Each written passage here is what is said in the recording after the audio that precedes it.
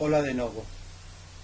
Neste vídeo vou a explicar con exemplos sinxelos a primeira parte da función si. A función si é unha función que nos permite avaliar unha proba lóxica ou pregunta que elaboramos nós e logo tomar dúas decisións en base ao resultado verdadeiro ou falso da pregunta.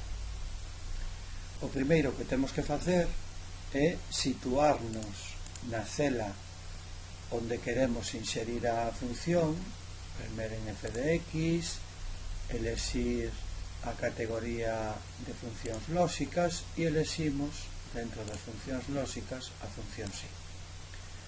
O cadro de diálogo da función si consta de 3 cadros de texto e no primeiro é onde facemos a proba lóxica ou a pregunta que nos interesa.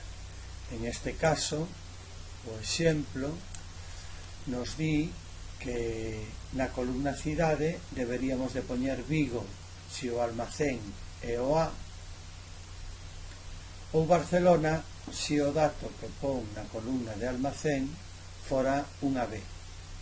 Entón, nos metemos no cadro de texto da proba lóxica e preguntamos se o dato da columna almacén é igual, en este caso, a unha A, que como é unha cadena de texto temos que meter entre comiñas, e no valor verdadeiro temos que poñer o que queremos escribir, a cadena de texto que queremos escribir no caso de que a pregunta de arriba sexa verdadeira.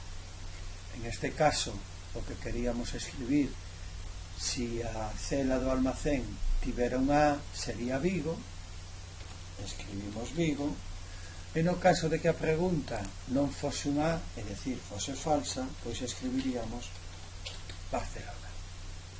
Lle damos a aceptar e no primeiro caso, como a columna almacén ten unha A, escribe Vigo, e se arrastramos para pegar, na segunda fila poñería Barcelona e na terceira fila volvería a repetir Vigo por ter na columna do almacén unha A. En este segundo exemplo, o que queremos ver é se un salario de 3 traballadores aumentou ou diminuiu no ano 2016 en relación ao salario ou ao soldo do ano 2015. Prememos en f de x, eleximos a función si, e en este caso a pregunta que imos facer ten que ver con un valor numérico. Xa veremos que cando fagamos a pregunta ese valor numérico non ten que estar entre comillas.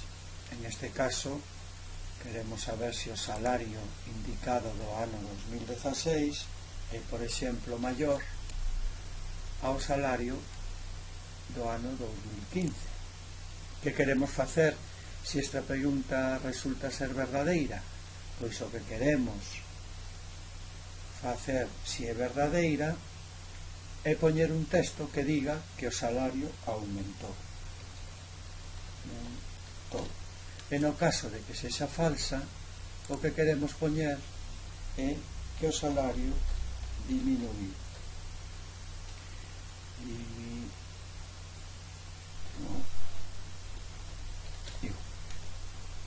Lle damos a aceptar. No primeiro caso, como podemos comprobar, o salario diminuiu, e cando pegamos a fórmula vemos que os outros dous casos, o de Xoán e de Enrique, o salario aumentou. No terceiro caso, o resultado, é dicir, as dúas decisións que queremos tomar, en vez de ser un texto como nos casos anteriores, Vigo, Barcelona ou diminuiu, aumentou, en este caso o que queremos facer é unha operación. E a operación que queremos facer é, se o salario aumentou, queremos poñer o dobre do salario, e se o salario diminuiu, pois queremos poñer a metade dese salario do 2016. De xeito que prememos, eleximos a función si, volvemos a facer a mesma pregunta que no exercicio anterior, porque o que queremos saber é se o salario aumentou ou diminuiu. Preguntamos se este salario de aquí é maior a este salario de aquí, e no caso de que aumentara, o que queremos facer é que este salario se multiplique por 2. E no caso de non ser certa esta pregunta, é dicir, de que non aumentara, pois o que queremos facer é que este salario de aquí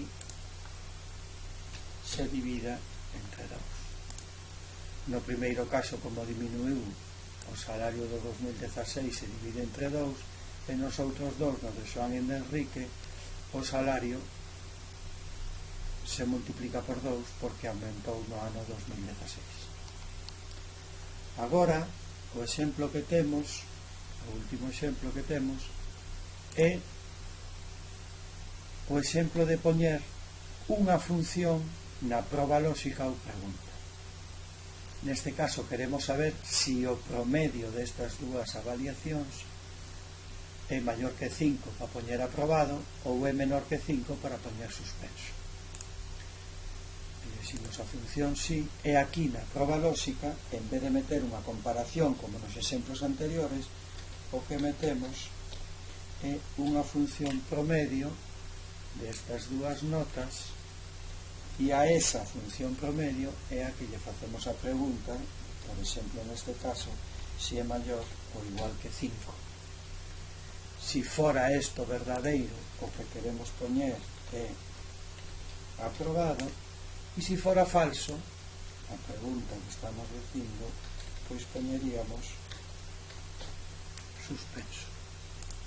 No primeiro caso, como o promedio das dúas notas é un 6, sería aprobado, e nos outros casos, no de Xoán, o promedio sería un 4, de xeito que sería suspenso, e no de Enrique o promedio sería un 5, de maneira que sería aprobado.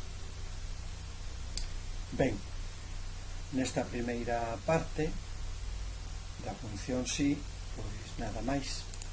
Gracias pola vosa atención. Hasta logo.